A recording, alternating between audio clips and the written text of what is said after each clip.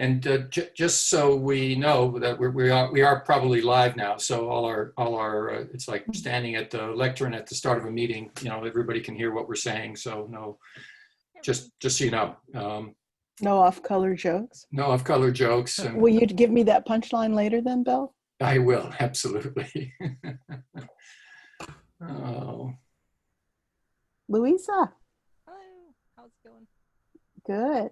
Luisa was in the AMP studio just last week. Yes, it was such a wonderful experience. Eric is great to work with. I had a great time with him. He's awesome. I'm really glad.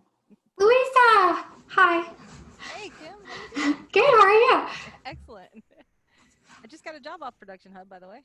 Yay! They came Yes, I'm glad you were able to meet this. Yeah, I was up in Sherman for another client. Oh, that was a crazy mess of one of the drop kits shoots. Oh, anyway, you're supposed to set the camera up on a little, build your little cart out. And set the camera up on a little hi-hat on the cart. And anyway, it was an interesting. It's my first one. Probably be my last. It's a brave new world in production. Well. All right, I'm just going to give it another minute because I keep seeing those attendees numbers raising. How many Someone did we have was so far? asking. 30, my gosh. As you guys join us, feel free to start asking questions. I'm kind of keeping an eye on everything for our attendees. Let us know where you're tuning in from. I believe most of us are from Dallas, but might be a few people from Houston and the greater Texas area, since our listserv is constantly growing. So, Luisa, you might need to turn your mic up just a little bit whenever you talk again. I got a note from somebody, so.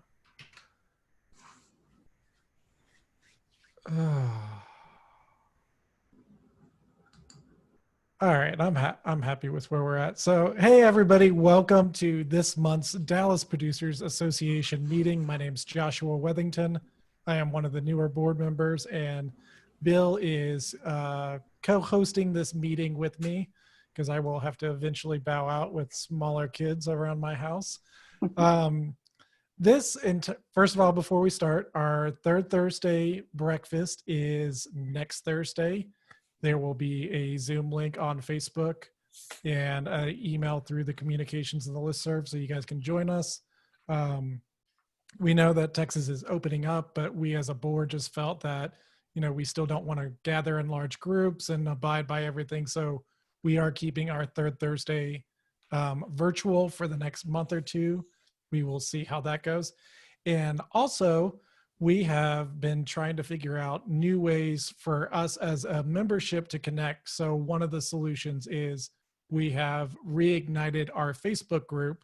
So if you go over to the Dallas Producers Facebook page and go down to groups, if you are a member of the DPA, you can join that group. And what we're hoping is this is just more of a closed members only environment to where if you're struggling with something, if you want to share some work for peer review, we're all trying to figure out how to connect online and virtually. Zoom's a great tool, but we wanted to try to build up our Facebook community to members only right now. So if you're a member, you're tuning in, please join that. I'm going to be going live and interviewing other members throughout the weeks so we can start to kind of share all the knowledge that is in the 227 members group that we now have. So welcome to all of our panelists. Thank you so much for joining us virtually. And so this whole panel of how to get work in 2020, I actually kind of kickstarted on the listserv when I was asking, hey, has anybody worked with a creative director? Because I was kind of like looking for new options. Some of my clients had dried up, some of them had left. So I was just trying to explore new options to work with people to represent me, find more freelance work and full-time employment, things of that nature. And it sparked a pretty good conversation on our listserv. So we figured, why not do that for our next meeting? So I'm going to let our panelists introduce ourselves. Francis, if we could start with you and give a brief introduction. My name is Francis Peterson. I'm with AMP Creative. excuse me, which used to be Abernathy Media Professionals, and then was just AMP, and then was AMP Creative, and now we've also added AMP Studios. I've been with the company since 2006. I got through 2008, and now am production coordinator for the studios, for camera crews, for creative services when they need me, and I also run the scheduling for a little virtual instructor-led training cohort of folks that we're working with. I went to work for AMP because no matter what I've ever done in my life, no matter what job I have ever done in my life, and there have been many, I always end up making the schedules and bossing everybody around. So production coordinator is a perfect job for me, and I have been so happy to do this for this long, and I probably know a good many of you out there that I can't see. So it's good to see you. And Francis, one quick question I meant to ask you. Do you just handle the booking for the Dallas location, or is it national? Because I know you guys have a few locations, if I'm not mistaken. We have an office in Seattle we call the Seattleite office. And we don't really do a lot of production out of that office, but when we do, I'm generally the one doing the booking. And we also do occasionally travel. Well, we did. Under normal circumstances. Yes. So we'll book crew. We always try to book as much local as we can and send the creatives and sort of the, above the fold folks. Awesome. And now we'll see. Yeah, we'll see. And we will talk about that in this panel. Miss Kim Karel. Hi, I'm Kim Karel Zink, and I'm a senior account manager at ProductionHub. ProductionHub, if you're not familiar with us, is an online global resource that helps connect advertising agencies and studios and networks and sports teams and large corporations, small businesses with the crew, freelancers, facilities, equipment, whatever, whoever they might need for their production, post-production, and live event projects. So we kind of connect the two sides, and the flip side of that is that we're a marketing platform for those professionals and businesses to use to put themselves in front of new clients and to find, work and projects. So we've got a few different things going on, but we've been around for 21 years, and I've been with the company for 8 years. Yep, I used to get a lot of work off ProductionHub when I was a little young freelancer with my first camera, so I got a lot of business that way. Nice. Amy? Sure. So my name is Amy Knigge. I am the recruitment manager for the Dallas office of Creative Circle. So I work hands-on as a recruiter. I also manage the recruiting team here locally. If you're not familiar with Creative Circle, we are a specialized staffing agency. We work primarily in the marketing, advertising, creative, digital, and interactive space. We work heavily with freelancers. We also do direct hire placements.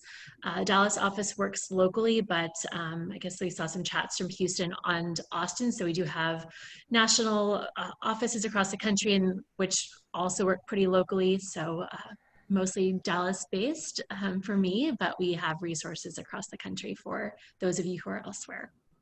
Awesome. And Miss Rachel. Hi, I am Rachel Runnels. I am with Freeman Leonard, and we're a marketing and creative recruiting and consulting company that provides flexible, custom-based solutions for our clients. Do a lot of work with ad agencies, design firms, in-house corporations, placement of video, post-production, media professionals, but then also the creative and marketing umbrella as well.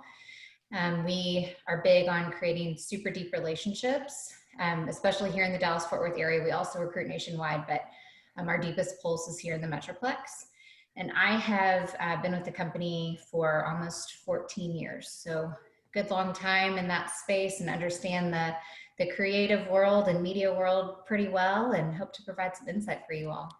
Awesome. And I think our last one, let me change my view so I can see everybody. Luisa. Hello, I'm Luisa Mendoza, local DP here. I know a lot of you guys are tired of seeing me on these Zoom meetings. I'm all over everywhere.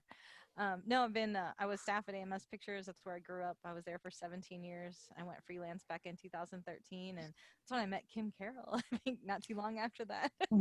And so to broaden my freelance perspectives, and it's through a lot of hard work, it has paid off. So I've been freelancing for a while and just trying to, stay afloat like everybody else right now during this time. Yep. Okay, so awesome. Thank you guys all for the brief history. So we obviously have some local talent, some more national with Production Hub. And, one of the main questions is production has just changed so much over the last few years. I mean, even in the 17 years I've been in the industry, it just boggles my mind. But what are you guys seeing in terms of scope and size of crews and projects that your clients are requesting from you?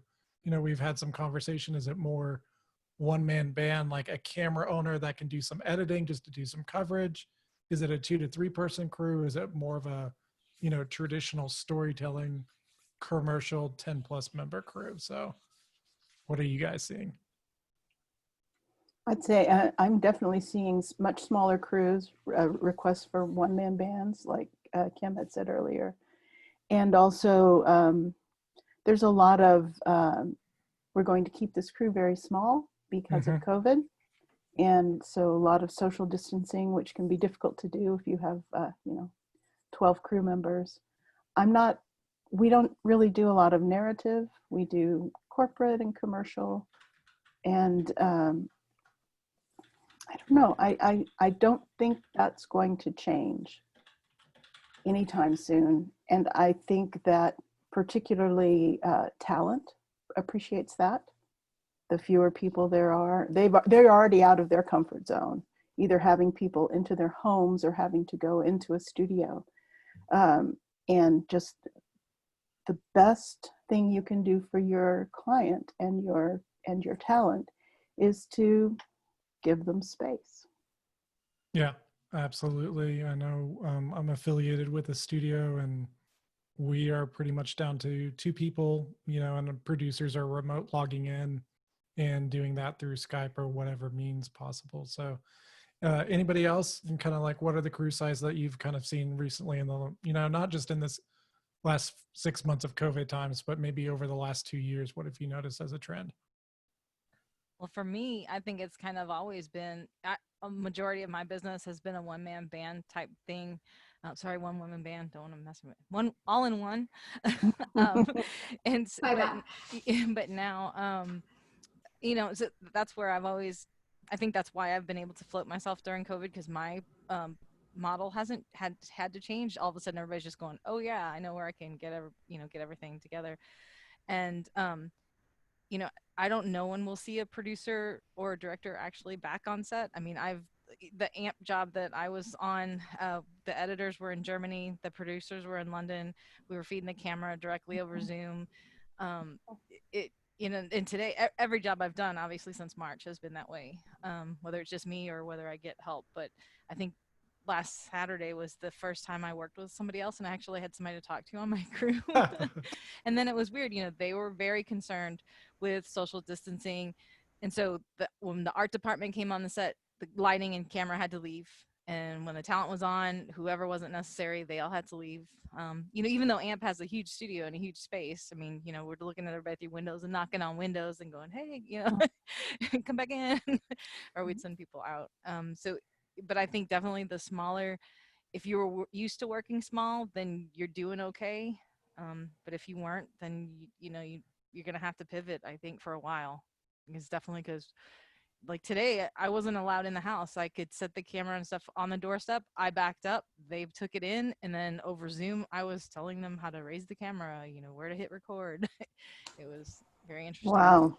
Do you think clients are, is this a structural change that's going to be with us for years, or do you think clients are going to want to go back at some point to greater production values and all the other things that requires, better lighting, wardrobe, makeup, I art think everybody's direction, all dying to that. go. Do you think I think we've they're dying to go back to doing that. They want to be on set too. They want to travel just as much as anybody else does. But sadly, I think right now it's just the uncertainty. I would see this.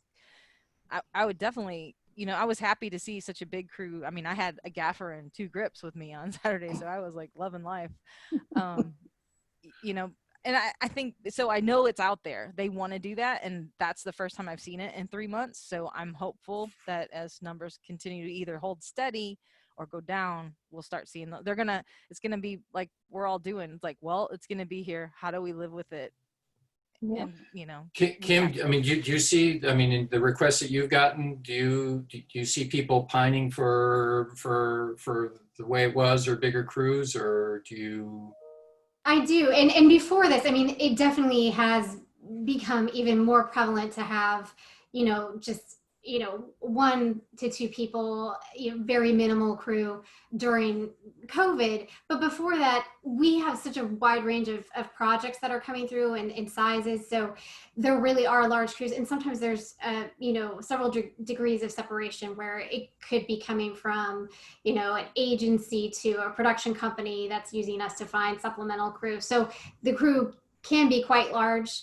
Over the past few years, we see a lot more, 1 day, 1 to 2, 2 to 3 person crew. Historically, that's what we've seen. Because we're global, we also get this kind of fun timeline where in late February, I was checking in with a client that's in Shanghai, and he was booming, like things were back to normal for him, so to speak. And he was busy. He was working on, a few different types of projects, a documentary, a commercial. So we're seeing different things all over. It's definitely been conservative and minimal. I think it'll definitely be a while before we get the very large crews on, episodic television and film, of course, because we're still trying to figure out the protocols and make sure everyone is as safe as possible when you get to that size of a crew and multi-day shoots and all of those elements. So if you're a creative, let's say a writer or director, I mean, does that change your does that change your creative approach? Are you getting requests, Amy or Rachel? Are you getting requests for creatives that can address these issues or come up with something compelling in the new reality? We have a big client in the Dallas area. I've been recruiting a lot on the post-production side. So a lot of videographers, a lot of editors, a lot of motion graphics candidates. And just like Kim had mentioned and Luisa, even though they're all remote right now, on the creative side, they still are asking to tour the studio on site, even though nobody's at the location right now. And they're really wanting to at least see the space and see where they're eventually going to go back to work. So I think they're just as hungry and eager to get back on site with a team environment, especially in this industry, because you guys are all such a tight group of people and you work best cohesively and together, is what I'm seeing on the post-production side, which in the digital side, which is where I focus on. They're all really ready to get back on site. How much is, obviously some of this is driven by COVID. How much of it is driven by, especially over the timeline of, let's say, the last 5 years, is it driven by budget, and how much is driven by the accessibility of equipment and then the number of people that are vying for these jobs? Do you think budgets have come down because of a larger number of crew or the availability of equipment, or do you think clients are just not wanting to spend the funds anymore? I think it's maybe a mix of both. I know that I started getting a lot of requests for the kind of crew where it's 2 cameras but only 1 DP, and they wanted them at the same rate as if you were only going to deal with 1 camera, and then maybe often 2, no sound guy, just plug it in. That'll be fine. And I'm sure we work to educate our clients and say, this is the drawback for that, this is the advantage for this, and try to find a balance. And I think that probably a 3 to 4 person crew is the largest crew I would send out for easily the last 4 years. And do you think that's more of just like an industry trend? Because like I deal exclusively social media content. And obviously when we're creating video content on social media, it is kind of like a smaller crew is needed because of the end product. And I've definitely had all those conversations with my client. And it's like, oh, we don't need to script everything. We're just, we just need 90 seconds to do this 60-second video. No, it doesn't happen that way.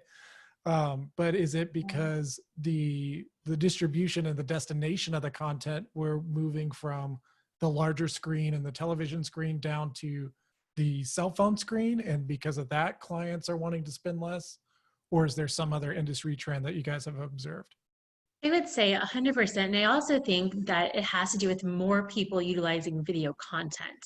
So, I mean, like you said, social media video wasn't a thing 8 years ago. Web videos weren't a thing then, but now you're seeing just like marketing trends are showing that engagement comes not with written content, not with static images, but engagement comes and click-throughs come with video content. And so I think you're seeing people who are, marketing teams, marketing directors, creative directors who aren't doing like those Super Bowl commercials. They're doing, content for a website, a landing page, a social media campaign, and an email. And so they're not used to having the scale that a lot of you guys are used to working with when it comes to like the national televised commercials, because that's not ever been what they're doing, and they're coming into this from a different perspective. So I think you're seeing two things. So you're seeing people scale down with budgets, but I think you're also seeing a lot of new clients who are coming into requesting video talent, production talent, who haven't been doing that before and requesting it for video only content. Mm-hmm. So the question as a freelancer is, can you make money in this business anymore? I definitely think you can. I think that what we're seeing now as well from the media side is clients are coming in and saying, hey, I know that, last year I wanted a videographer or somebody that can dabble in After Effects, but I also need them to know Cinema 4D, and let's talk about what 3D programs that they know as well. So, I mean, my advice to anybody that's, struggling or looking to add additional skill sets, the more the better right now. Clients are wanting kind of more of this jack of all trades, because their budget, from my perspective, yeah, sometimes budgets have gone down, but for mine, they've stayed stagnant, but the skill sets have increased. So they're looking for more of a well-rounded candidate from a full holistic media perspective. Yeah.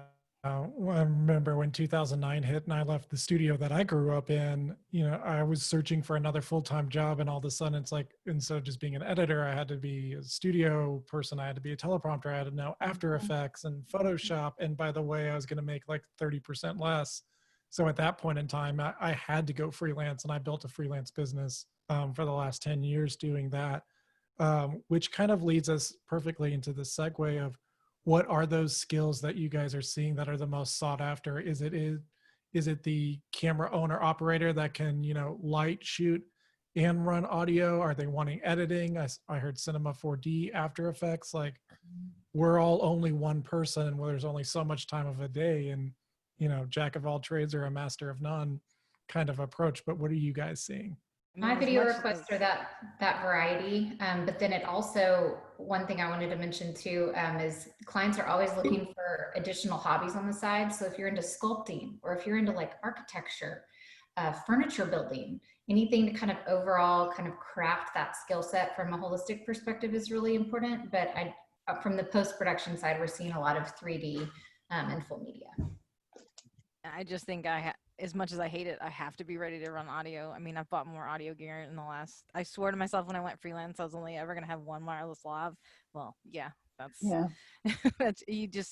sucks. And I know I'd rather have an audio guy there with me, and I'd much rather be able to focus my attention just on the lighting and camera. But the reality of it, I have to be able to do it, and I have to be willing to do it, because that's what they're demanding. If I can't edit, which I don't edit professionally, then I better be ready to do the other parts of that job all the way through, like audio, lighting, camera, and run up to 2 camera. Like Francis says, I get more 2 camera stuff now, just me. And it is, I think, it's helpful to own or operate if you're a freelance, just because like most of my stuff during COVID has come last minute. It's like, hey, I know you own a camera and lighting, you know, and that's saved my butt really, because I could like, hey, and then, hey, will you do a half-day shoot? You know, beforehand he had the luxury of saying, oh, well, I'm only a full day person. Now I'm like, yeah, You let me bet. figure out my hourly rate. No, I won't do hourly, but I Yeah. definitely do. I always have done half days.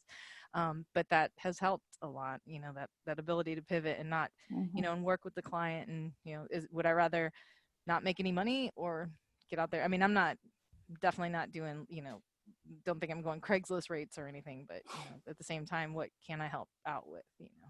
I have to say that the people that I book the most are the people who are willing to work up and down the call sheet.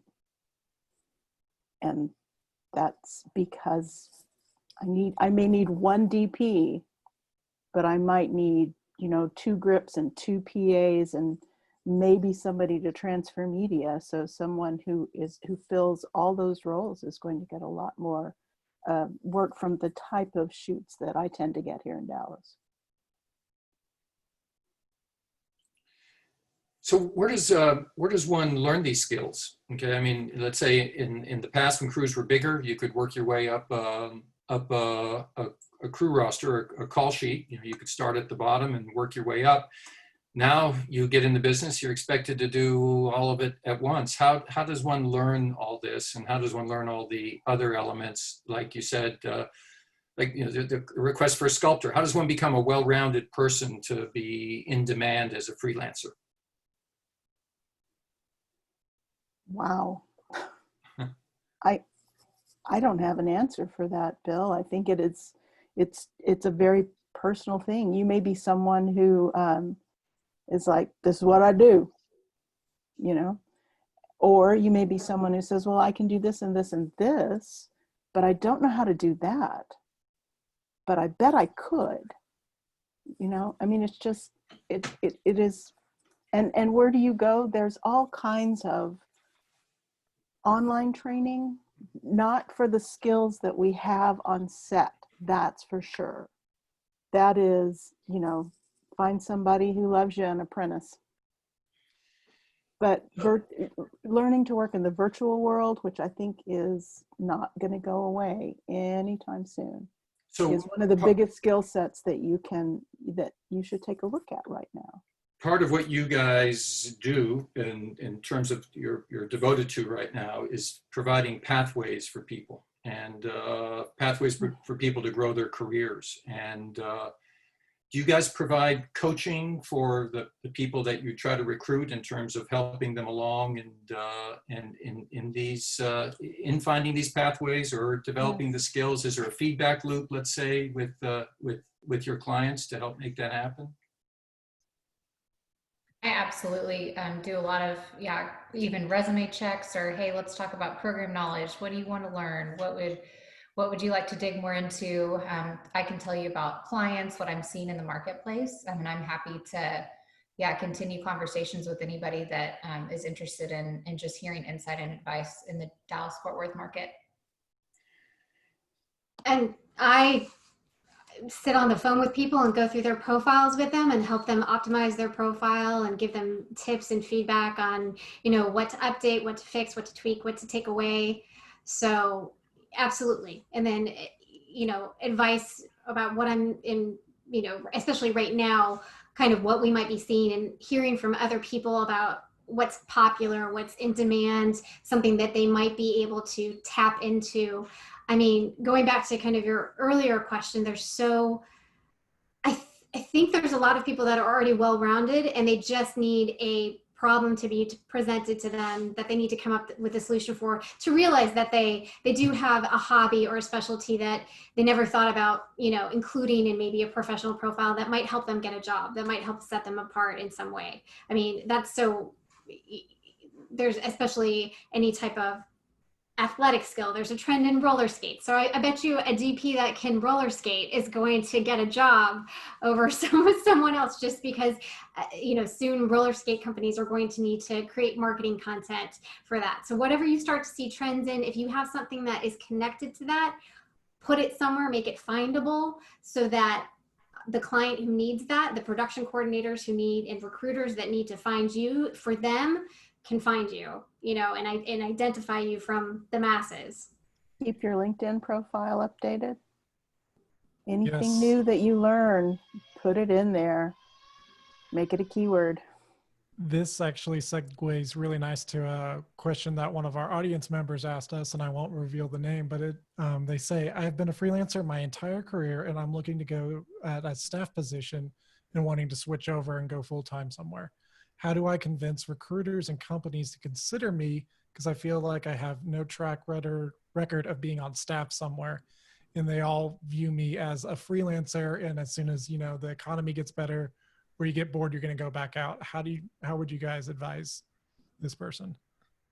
I don't think it's, oh, sorry. I don't know if I'm frozen or just for me, but I don't know if it's necessarily a disadvantage. I think it really, you can work that to your advantage, right? So, you know, I don't know if you are obviously not knowing your background, the longevity or tenure or whatever, but the benefit of that is that you've worked with a variety of different industries, you work with a variety of different talent, right? You've been in numerous different situations. So you almost actually even have a leg up over somebody who has spent their entire career working in, you know, healthcare, right? So because if you've worked with healthcare clients or with entertainment clients, you work with restaurant clients, you know, you can be appealing and relevant to any number of those clients. And I think that, and like our message is always like, the proof is in the work, right? So it's really how you present yourself. It's how you present your resume. It's how you, again, like not knowing what your background is, but like how you present your reel, just really like making your presentation of yourself as great as it can possibly be and showing the variety of the work that you've done and the quality of that work. I really think that that's going to stand above having a freelance resume any day. Who is talking? That's Amy. I don't know why I'm frozen. Yeah, she's Oh, okay, frozen. because weird. that was really. I'm still here. That At was- least Yeah, I'm you not might like, want to just turn your camera off, Amy, Yeah. and turn it back on. And That was really insightful. yeah. I tried that, but then it's just on forever. It's off. That's, I can't tell you how many DPs I know who have been working a long time who don't have a reel online. And some of that is the nature of the business. So much is proprietary, Mhm. and sometimes it's just hard to get. Even if you have 1 or 2 or 3 examples to show, whether that, if a lot of it is proprietary, and just to show a little bit of the breadth of the work that you can do will really make you stand out. And to Amy's point, having that variety, they may think, oh, I've been out of the staffed role too long, but seeing all the different industries they've worked in, it could be in your favor. Some clients view it as, okay, are you really ready for a full-time job? And we'll question. We see both sides of the table. And if we ever get clients that question that, and if the candidate is a little bit maybe flexible on salary or really wants a foot in the door, as long as they're negotiable and flexible and nimble, if they really want their foot in the door at a specific client, then we'll do our best to sell them in with all of the ammo that they can give us. Yeah, and I'll just add on a personal note. I just went through this. I went 10 years freelancing, and I just went in-house somewhere. And this was actually a question that was asked to me, and I was honest and open. I told them exactly where I was at my point of life, why I wanted to make that transition. And also I'm like, I've been out here for 10 years solving 5 to 10 different clients' problems all at the once across different verticals. I really just want to focus my time and energy on one company to help you guys grow. And that way I can grow my skill set. And when I was talking to the CMO of the company, she really appreciated that. So, if you want any of these people's contact information, contact me after the meeting and I will share it, because I don't know if you want to be made public or not. So I will respect your privacy. So I hope that helps you though. Joshua, just to jump on what you were saying there Yeah. too, it's like that's true. You just have to show that, hey, I've got all these years of experience and this is how I want to help your company. And you do have to be honest. You're like, hey, I need stability in my life. I'm tired of fighting for the other things that take away from my creativity. I'm always worried about healthcare or whatever, or now I have more people to support. And it's like, I know that I have this wide breadth of experience, and if I'm focused in this one area, I'm going to really help you guys out. I think, like you said, it's just how you got to go about it. And it's all about how you word yourself in your resume. And production professionals are so, they're great at building and maintaining relationships and working with a crew and working with a variety of personalities. I mean, if you think about going from project to project, a lot of that you're doing usually through word of mouth and through the relationships that you've built and maintained over the years. And, that's a huge strength and, something that's very valuable, I think, to any company. That ability to build relationships, not only with your, fellow coworkers, your team, within the company, but also with clients and, whatever, depending on what industry it is that you, are serving. It can only be a benefit.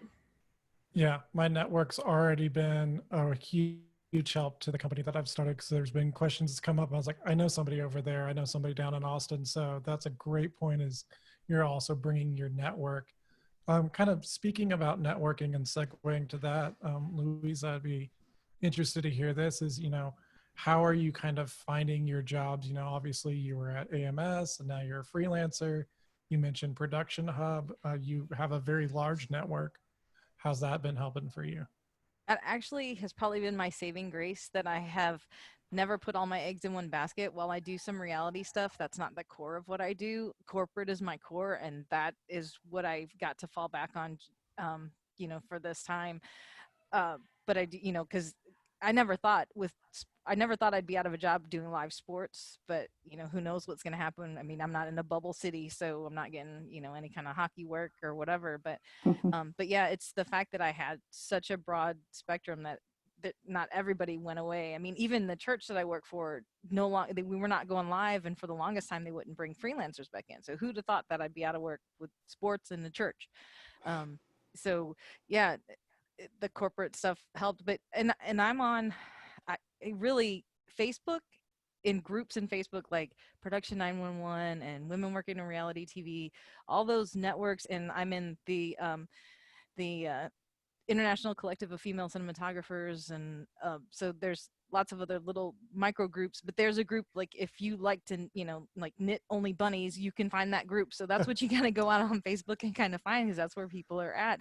Because even if I see a job that's posted on like Staff Me Up or even in ProductionHub, if I list in one of my groups, I was like, hey, I've submitted my resume to this job, is anybody in here on working there? Can I get my resume in front of somebody instead of just in some shuffled pile of online resumes? So honestly, using Facebook as a business and not as your, platform for your political views is really the way to, if you can keep that separate, you're going to do a little bit better. But the reality is I get 50% of even my corporate work and my documentary work off of groups that I'm in Facebook, whether it's the production, like I need a camera woman, I need a camera. Well, it's not, I need a cameraman, but I don't care as long as they call me. I don't care what they call me. But there's, like I said, there's all these groups, and you just got to find your group. Yeah. And the one they're thing nationwide, and right now nobody's traveling, so they're just putting out. I see this all the time, and like I need a DP and audio in Denver and Nashville and stuff coming up, and I just jump on those, and right now it's starting to pay off. Yeah. And one thing I've always respected about what you did on especially social media is anytime you're on a shoot, you're out there, and I'm like shooting, you're not even saying the client's name, but it's like, here's a shot from the set. Here's my camera. I just got this new $100 accessory I'm going to try out. And that's something I used to do back in the day in the edit bay. And I found whenever I put stuff out on social, my phone would start ringing and it was like, hey, I see you're busy. Can I book you on the shoot next week? And I was like, honestly, I'm just cleaning up my editing hard drive, but yeah, I'm busy, like the photo on Facebook doesn't show anything. And the other flip to that is like on Instagram and on Twitter, I mean, I'm definitely name dropping what I'm using, because those people have social media and they're going to retweet my tweet of a KinoFlow Lite, because KinoFlow is really big on that. So if you're using KinoFlows, you retweet them and they retweet you, and then that gets more people to look at your profile. And so there is a method to that madness that I learned really early on.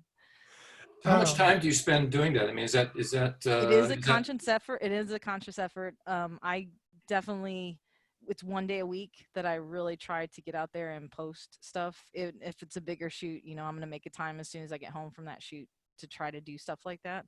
But it's definitely purposeful for me. Yeah, it's part of my job. And I can assure you it works, because 9 times out of 10, when I call Luisa, to see if she's available. She's not. She's working.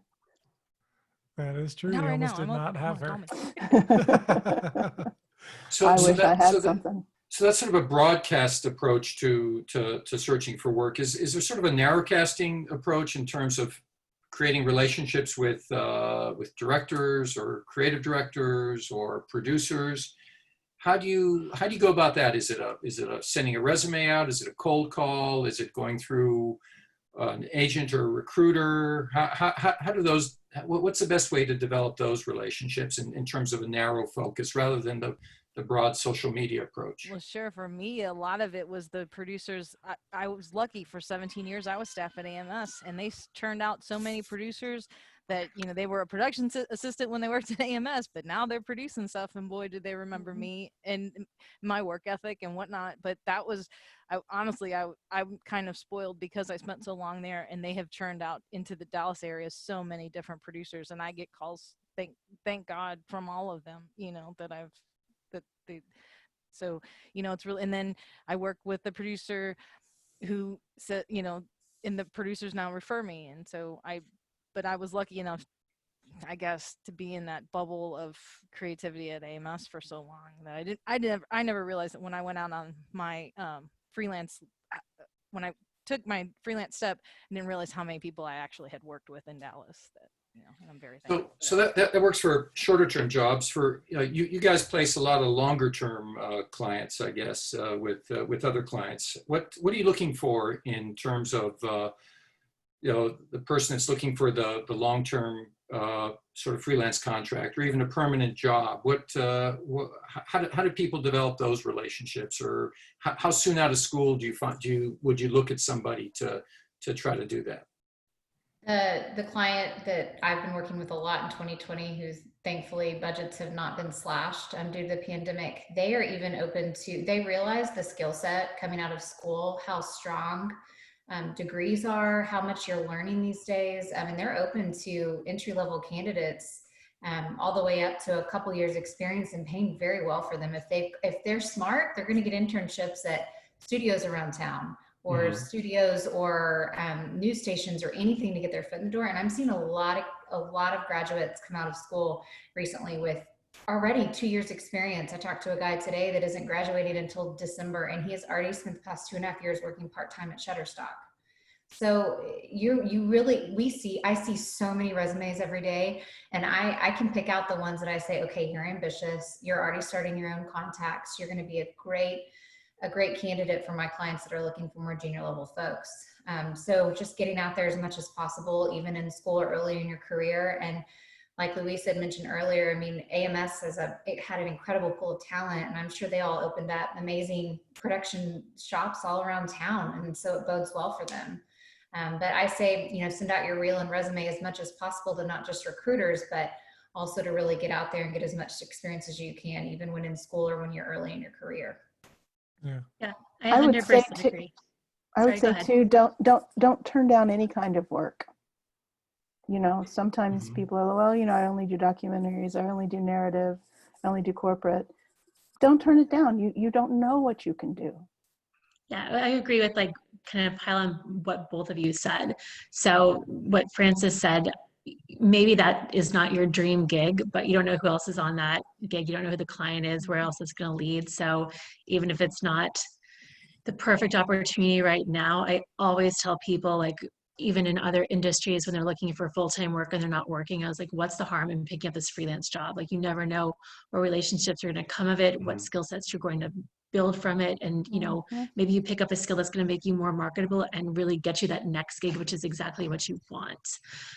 So, and also to what Rachel said too, is it's not so much about the years of experience. And it can be a junior person, it can be a mid-level person, it can be a senior level person. There's a place for all of those. It really comes down to, especially if you're in this time where you don't have the luxury of having a network of clients who are hiring right now, and you really are trying to build those new relationships and attract new clients. It's really all about how you're marketing yourself. If you just came out of school, if you have, you know, shown that you're ambitious, you have a great reel, you have a lot of skills, you show that you are really on top of the emerging emerging technologies, or you're a senior level person and your stuff, you've taken the time to build a website and have work in your reel that's from the last 2 years and not 5 years ago, and really showcasing that current work and really showing that you're serious about making those relationships. And I know I work for a staffing agency, but if you haven't utilized them, and I'm sure Rachel and Kim will say too,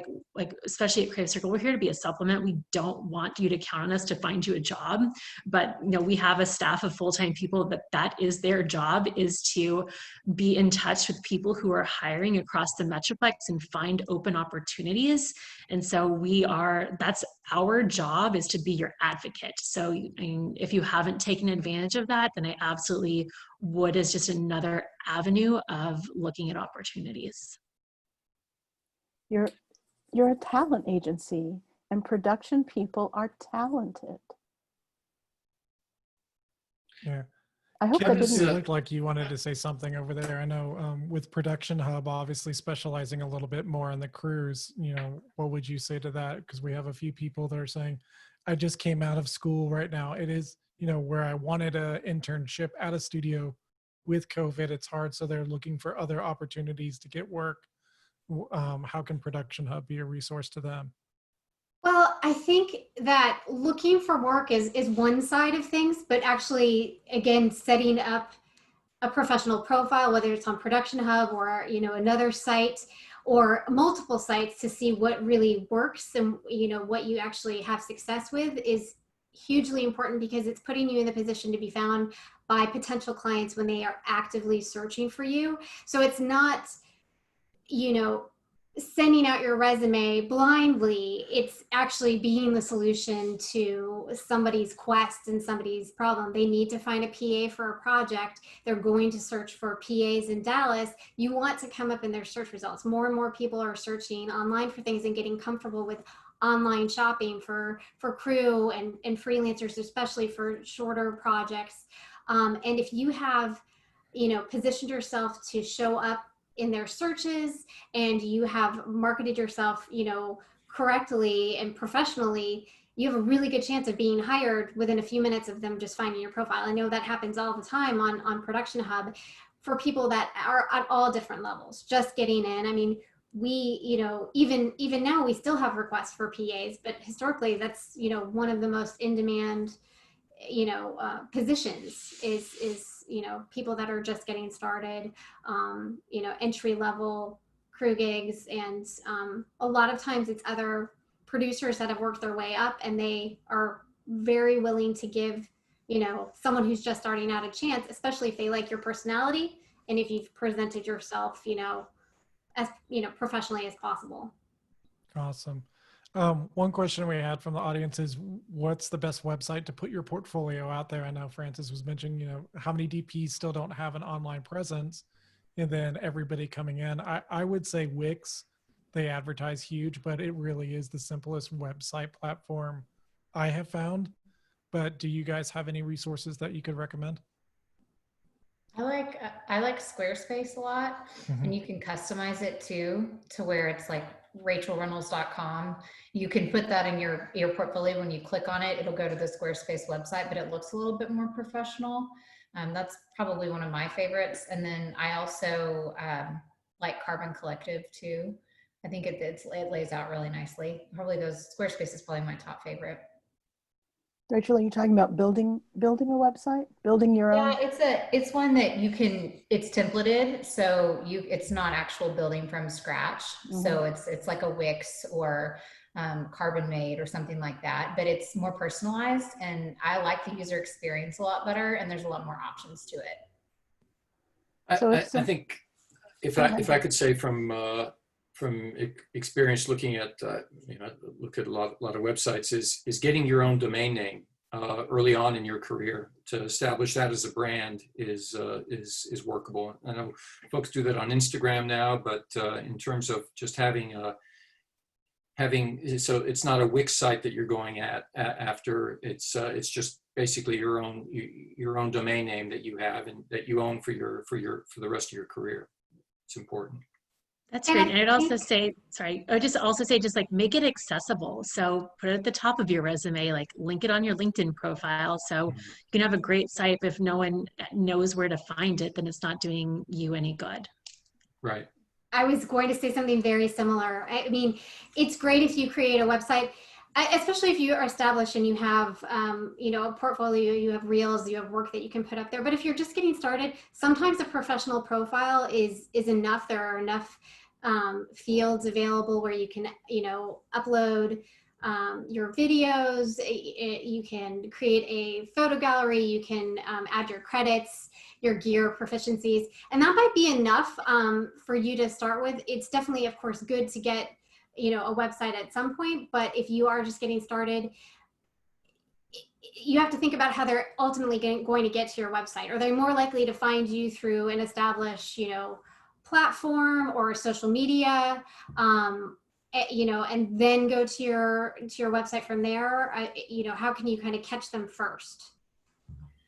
One other thing, and we touched on this earlier, is you know, one of the problems of putting websites together is that you need the material. Do you guys help your clients get the finished material that they can then put on their website to market themselves? Is that part of your arrangement with the client, the ultimate client, to help the freelancer get marketable material out of the job? Or if that's not the case, what's the best way for the freelancer, the creative freelancer, to get the material, to state up front that they want this material for themselves? What are some thoughts on how that works out the best?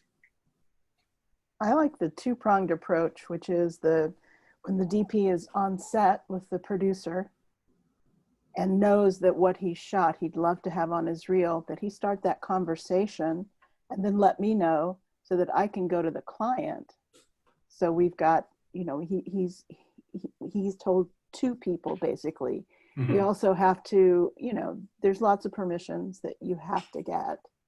And unfortunately, a lot of people don't like to look at a DP's reel who has had to strip the audio out of it and lay music over it. But as you know, if it's proprietary conversation, it has to be like that. And I will say, I do get irritated with people who are like, I hate this music. I'm like, this DP did not write this music. So that's my approach, the two-pronged approach. Another thing about talking about demo reels, is it better to have finished work on a demo reel, or is it better to have a montage style reel on or what would push one style of demo reel over the other? And this doesn't apply just to DPs, but I mean, if you're an art director or a wardrobe stylist or even a makeup person, you know, what is the best way to present your work on your website? I think the variety of the reel, just showing shots from start to finish of different stuff, but also knowing that you've got the full thing available. Because I have a lot of clients that want to see it like overall. Okay, let me see your skill set in 2 minutes or something like that, and then they'll pick out a shot and say, hey, what was this project? Tell me more about it. Can I have the full thing? Right. Versus them having to go through each one fully.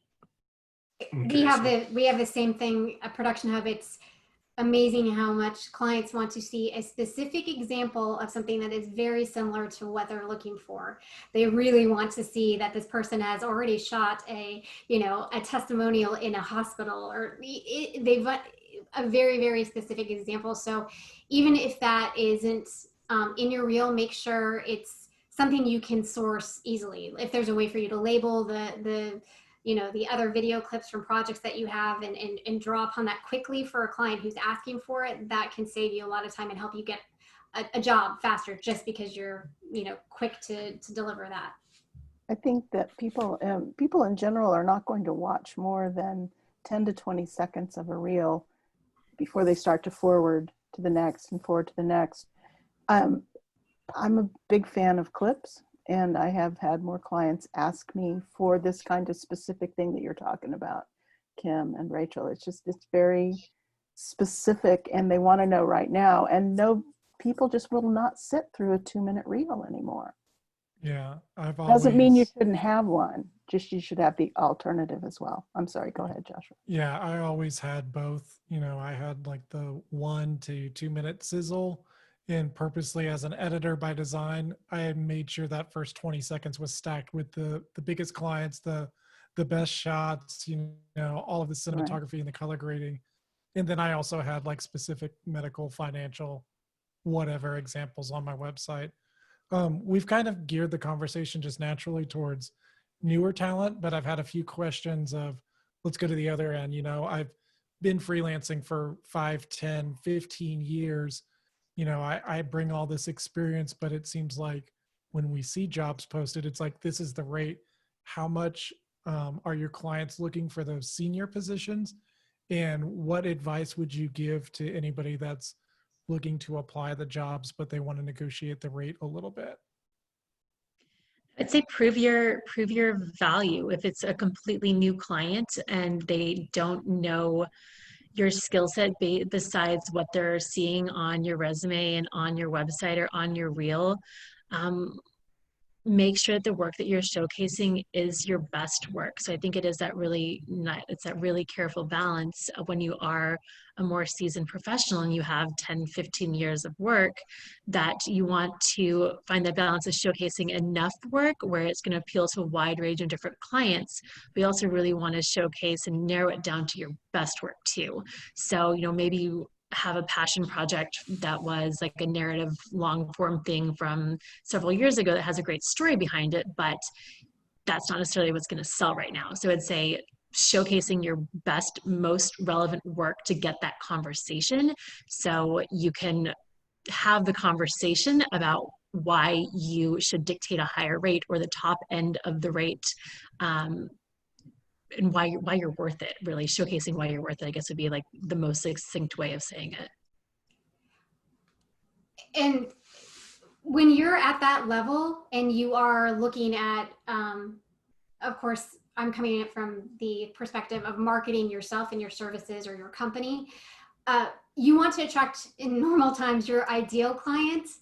So you want to set up your profile or your website in such a way that, again, you know, as Amy said, you're putting your strongest work out there, and maybe you're also mentioning any noteworthy clients, anything that helps kind of already set that expectation that you command a certain day rate at this point in your career. You have this level of experience, and you bring all of these other things to the table. Usually when you're at that level, you have other crew that you can easily call upon. So there's other, you know, ways that you can build value that someone who's just getting started just can't yet.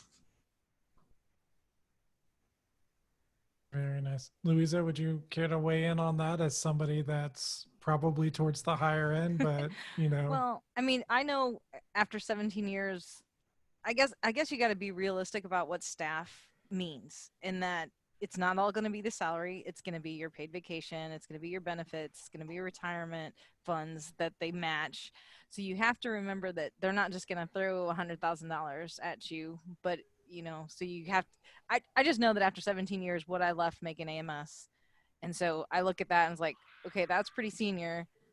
And that's probably not what I would go back to work for right now for anybody else. No, I don't, like I said, I was like, I loved working at AMS.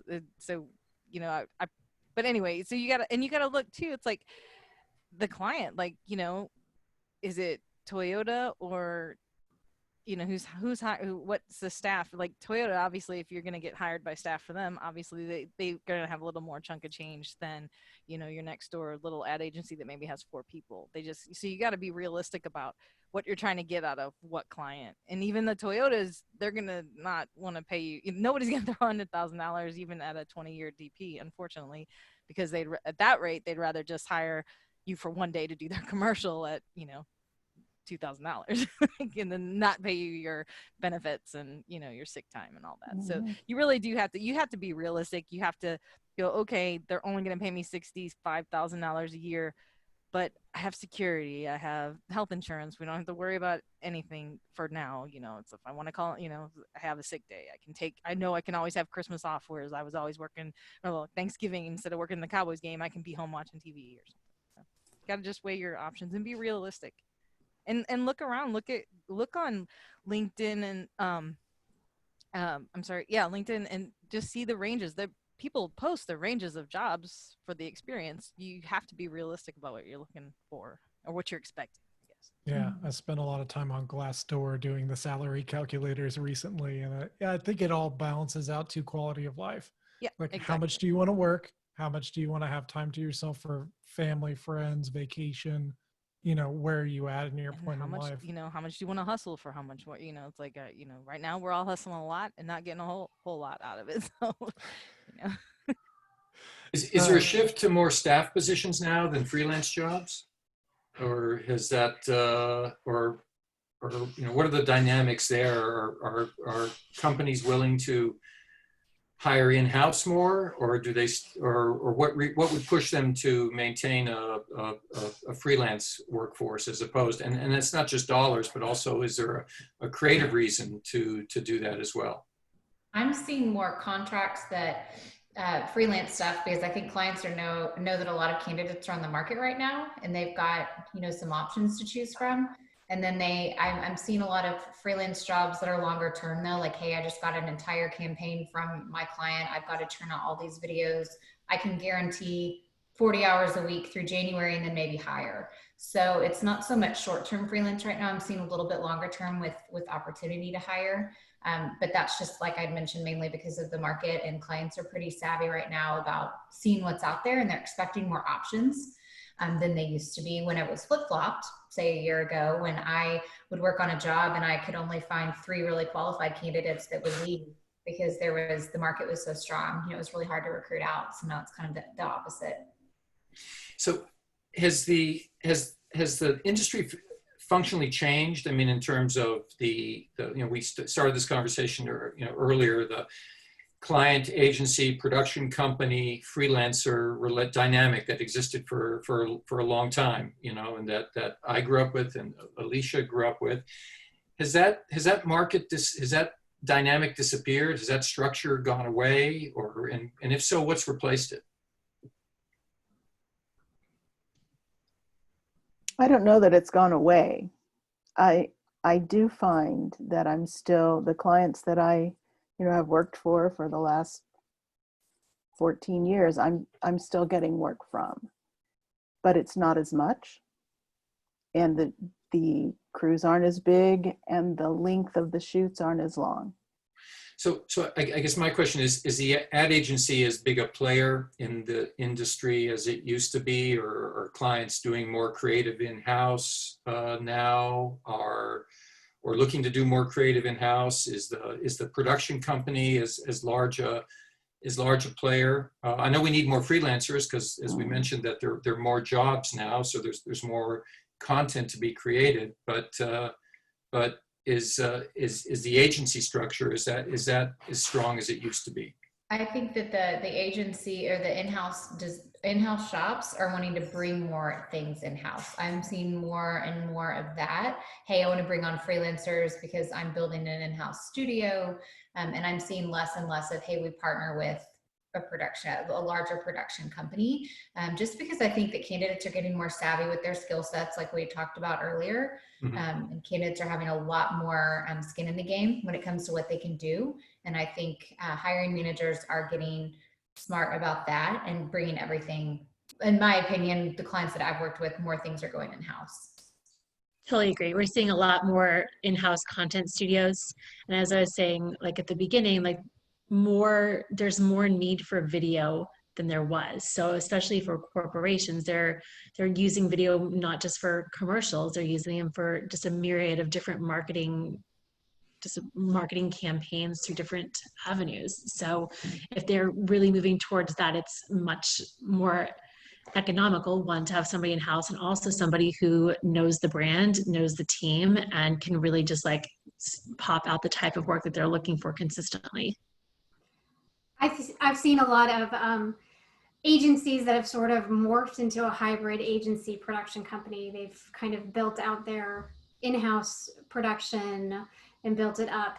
And that's kind of the trend I've seen. It's production companies that have really added on their advertising, marketing, creative services because they know that's there is so much demand for marketing content, and they need to churn that out, and they can kind of do the whole script to screen service for the client, and think of the creative side of it for them, and then also execute and create the content from the production side and the post side.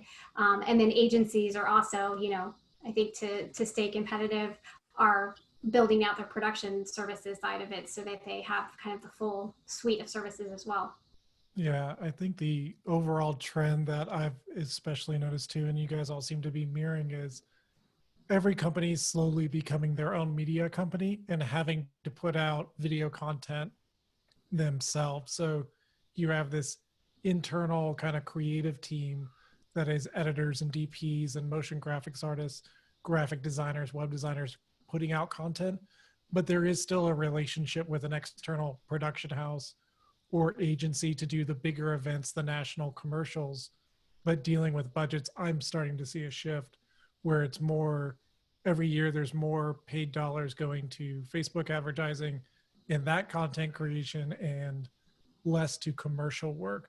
Would you guys say that you're seeing that kind of trend moving from ad dollars and production dollars too?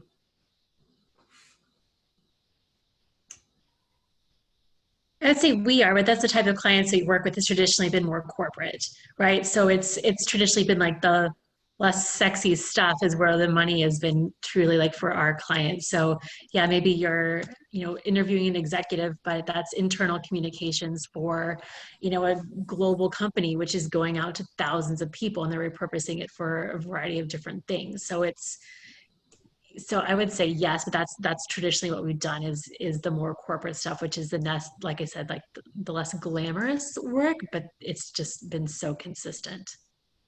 I'm with Amy on that.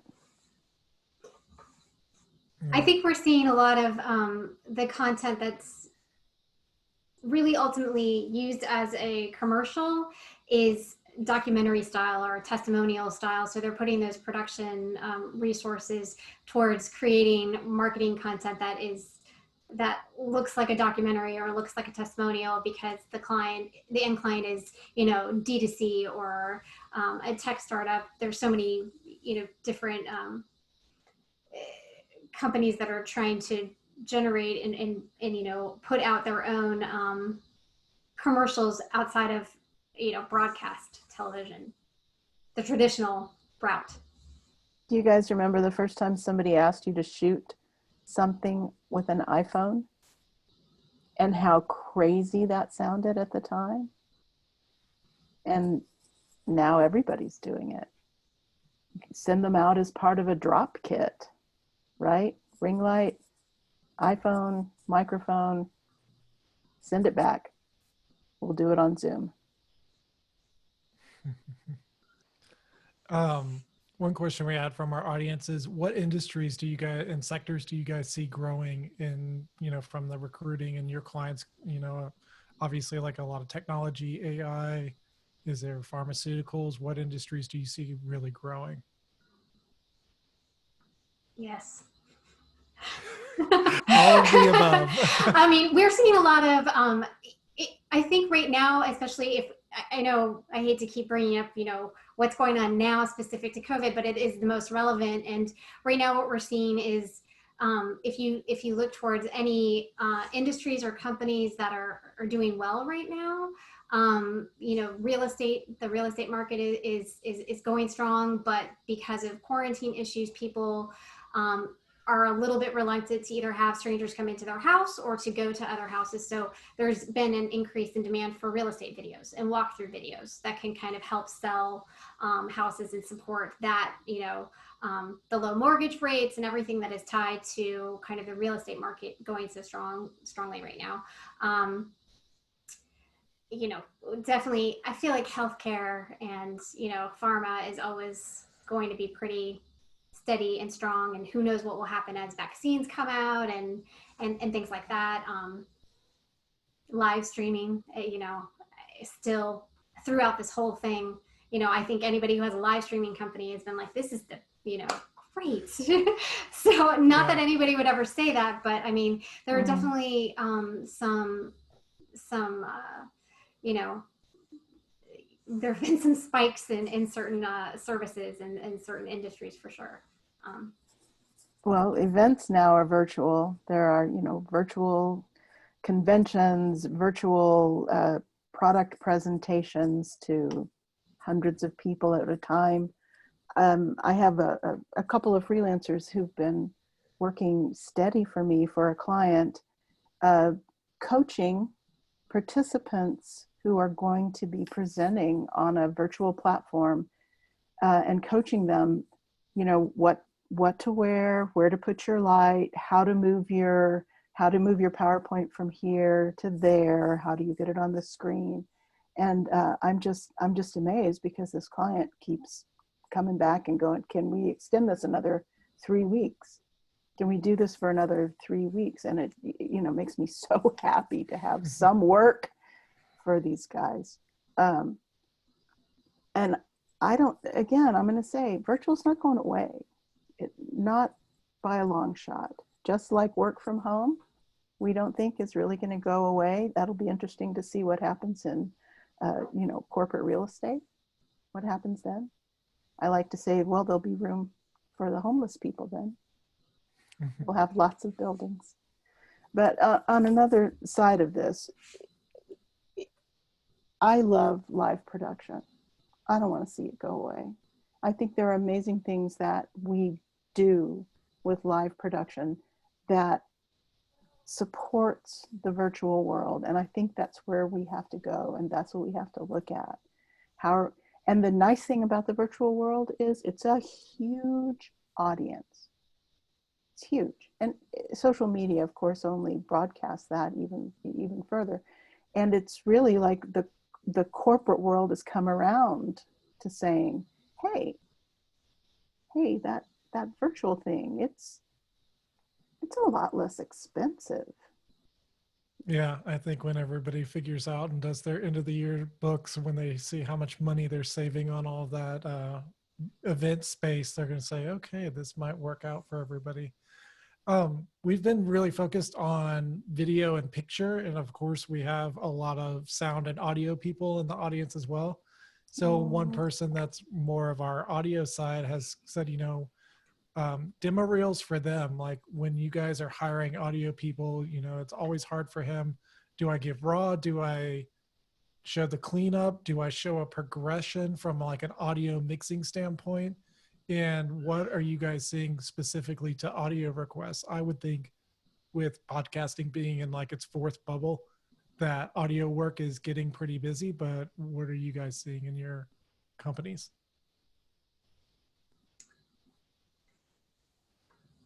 I don't know what to say about that. Really, because going back to, one man band with a, wireless on a boom right now. Yeah, right now. So I guess let me rephrase as a post-production audio person or a sound person, what are the best ways that they can market themselves on ProductionHub or to somebody like Creative Circle to convince a client, yes, you do need to hire an audio sweetener to kind of fix up this audio or bring me on set? I mean, I've had several friends in that role, and yeah, that's exactly what they do. You show that raw audio, and then you show what you can do with it, because nothing speaks louder than audio, right? So you have to have that. And also, if you're doing a 12-person reality show, I mean, you need to just show, if there's a creative way, even with your iPhone, to shoot your mixer and all the channels you got going, and then give a clip of the show. I mean, that's just, I mean, those are the type of people I would hire. It's like, oh, okay, that's what they're doing. That's what some of my friends are doing. So. Go ahead, Kim. Oh, no, you go ahead. I was just gonna say, I agree. So, I mean, if something sounds great, that's great. But I think of it as like a photo retoucher, which is something we do a lot. So like someone can show me like a finished picture. I'm like, okay, it looks like how I expect it should look, right? But if you're not showing me where you started, I don't see all the work that you did to get it there. So I'd say like the same way. It's like if you're just showing like not showing or like displaying like the finished product, that's wonderful. But I think Luisa makes a great point. It's like, what were you working with and how much did you have to do to get there? Like, we don't do as much on the audio side, so I'm not as familiar with that, but I think like, yeah, showcasing what you did to get to the finished product and showing, not showing the process, but like from start, like from A to B is, I think, important. You know what they say about audio, you only notice it when it's bad. And that has sold a lot of audio opportunities on crews for me, that one sentence.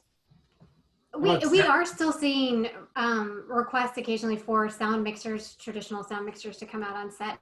And I think one thing that you can do as a sound mixer for regarding marketing your live sound services still and trying to get hired for, that is to talk about, being COVID compliant, to talk about what you can do on set to keep your, equipment clean, to keep the talent protected. If it's talk about the boom, talk about as production starts to resume more and more. I've seen a lot in the set safety that talks about finding locations where you can film outside whenever possible. Filming outside brings a whole new slew of challenges when it comes to audio. So I think look at what's happening right now, but think about what may be happening in 3 months from now as things start to resume, and kind of figure out how to already answer some of those new questions that will arise as productions do resume at a more regular rate, as the crews get larger. If you can show them in some way what you can do to clean up audio that was filmed outside, that might make a huge difference in getting hired on a project, because I think that's going to be an issue. There's kind of two different sides right now to filming outside or filming in the studio, and keeping everything kind of safe and controlled. So address both of those, and that can give you an advantage. So in terms of additional crew, do you, production folks, do you guys represent like unit production managers, line producers, that sort of mid-level production management people? Is that part of what you try to place, like a project manager with the company, or is it mostly on the creative side that you guys try to represent folks? ProductionHub is everything. It's production managers, producers, line producers, PAs, camera operators, makeup artists, special effects crew, everything, stunt coordinators, the whole gamut. For Rachel and Amy, then, is it are you looking for, are companies looking to hire production people? Are they looking is that a job description you get requested for? We're much more on the post-production side of things, so we get a lot more video editing, motion graphics, and then like the one-person band. So the videographer who can kind of handle an event or something, right? Or we do a lot of, even in this, like right now, even it doesn't need to be an event or like an interview or like a kind of a talking head type of a thing, and then edit it together. So we're much more like to get to the finished product. So clients are more coming to us like, this is our deliverable, help us find the person that can help us get this finished product. Yeah. Plus 3D is really big right now for us. Are you doing much augmented reality, Rachel? Do you get requests for that? I'm working a lot with agencies that have it as a piece of their business, but I'm not working a lot on that side. But I am starting to get requests for whenever we work with those types of agencies that are starting to dabble in more of that space. I'm having to find creatives that have a little bit of experience in that area, or are wanting to get more into it. We've done a lot in AR and VR over the last 3 years in particular. That's a little bit at a standstill right now, but I really hope it will come back, because it's lovely to look at. You're very forward thinking, yeah. One last question that I just saw pop up in the group chat is, are you guys having any conversation with clients about diversity hires, with that being kind of a big social issue right now? Are you having those conversations where we're looking for specific crew members or roles that could be filled? Oh yes, absolutely. that was already a rising trend and even more so. So thankfully, it's great. Yes. We're having those discussions within AMP and our hiring practices for the last couple of years, and it has made a huge difference in the diversity of our company. Awesome. Well, I think that's been a lot of information. I know I've definitely learned a lot just sitting here and listening and trying to filter all the questions. I want to thank all of you for your time and taking the time out of your personal evenings. There have been a ton of requests to get all of y'all's contact information. So if you would like to provide like an email publicly, can we kind of go around the circle one last time so all of our members can get in touch with you individually? Sure. My email is rrunnels, RRUNNELS @freemanleonard.com, and I can put it in the chat too. Or I don't know if everybody can see the chat. Yeah, everybody can see the chat. So if you Okay. guys want to drop them in there, and I know there's been a lot of requests to reach out and talk to all of you ladies. So I want to make sure that we're connecting. Mine sure. is, oops, sorry. I was gonna say I'm on LinkedIn too, so I'm not as good about responding to things quickly, but I can make a point of being more responsive, and you can find me there is probably the easiest thing to do. Okay. And Kim? Mine is Kim at productionhub.com. So it's very, There we go. That's an easy one. And I put mine in the chat. Yeah, I dropped mine in the chat too, and you can also, I mean, people find me on Facebook and LinkedIn, so you know where I'm and at. you have brought up a great thing that I wanted to mention. I've noticed over the years, and I don't know if others can speak to this, but if you're emailing with someone, even if they're just, not just a freelancer, but even if they're a freelancer and they're not necessarily on staff with a company, create an email signature so that when you're emailing with someone, when you're emailing with a recruiter or a production manager, make it easy for them to find you again, and make it text that they can search in their inbox to bring it up again. Even if they don't remember your name, they can search Sound Mixer. So, for example, put Jane Smith Sound Mixer and your phone number in your email, create that as an email signature. I think it doesn't have to be elaborate, but just get that contact information in there and what position you hold, and please, it helps a lot. I don't hand out That's a business big cards point. anymore. That's a big point. Yeah. Whenever I'm at a convention or a conference, I'm just like, well, probably not now, but I'm like, let me see your phone. And I just text people and I put my name, what I do, and my phone number. And that way we have each other's contact information. Right, So. right. All right. Well, thank you all so much for your time. Thank you for all the great questions. Just another quick reminder, third Thursday of the breakfast, I believe Stacy Teely is going to be doing that. That will be a Zoom conference next week. And thank you guys all so much and have a great night. Thanks, Thank guys. you. Thanks. Thanks for having us. Thank you. Hey, thanks Enjoyed for it. having me on. Take care. Bye. Bye. Bye.